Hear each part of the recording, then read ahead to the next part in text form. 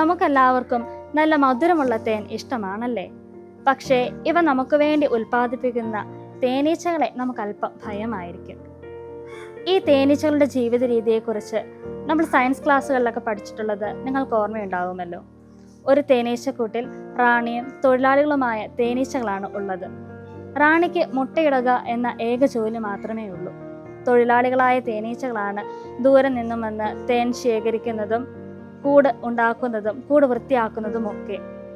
ഈ തേനീച്ചകളിൽ നിന്ന് നമുക്ക് ഒരുപാട് കാര്യങ്ങൾ പഠിക്കാനായിട്ടുണ്ട്. തൊഴിലാളികളായ തേനീച്ചകൾ ദിവസം മുഴുവൻ എൻഗേജ്ഡ് ആണ്. പക്ഷേ അവർക്കതിൽ യാതൊരു പരാതിയുമില്ല. ഇന്ന് ലോകത്തിൽ തിരക്കുകൾ വർദ്ധിക്കുമ്പോൾ നമുക്കെല്ലാവർക്കും പരാതികൾ കൂടുകയാണ്. എന്നാൽ ഈ തേനീച്ചയിലേക്ക് നമുക്കൊന്ന് നോക്കാം. തേനീച്ച അതിൻ്റെ ഉത്തരവാദിത്വം നിർവഹിക്കുന്നില്ലെങ്കിൽ, ഇപ്പോൾ തൊഴിലാളികളായ തേനീച്ചകൾ കൂട് ഉണ്ടാക്കുന്നില്ലെങ്കിൽ, ആ കൂട് ഒരിക്കലും വലുതാവുകയോ അതിൽ തേൻ നിറയപ്പെടുകയോ ചെയ്യുകയില്ല. റാണികൾ മുട്ടയിടുന്നില്ലെങ്കിൽ അടുത്ത ജനറേഷൻ ഉണ്ടാകുന്നില്ല.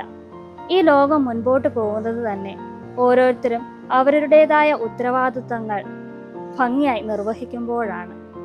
നാം ആയിരിക്കുന്നിടത്ത് നമുക്ക് നൽകപ്പെട്ടിരിക്കുന്നവയെല്ലാം സ്നേഹിക്കുവാനായിട്ട് നമുക്ക് സാധിക്കണം.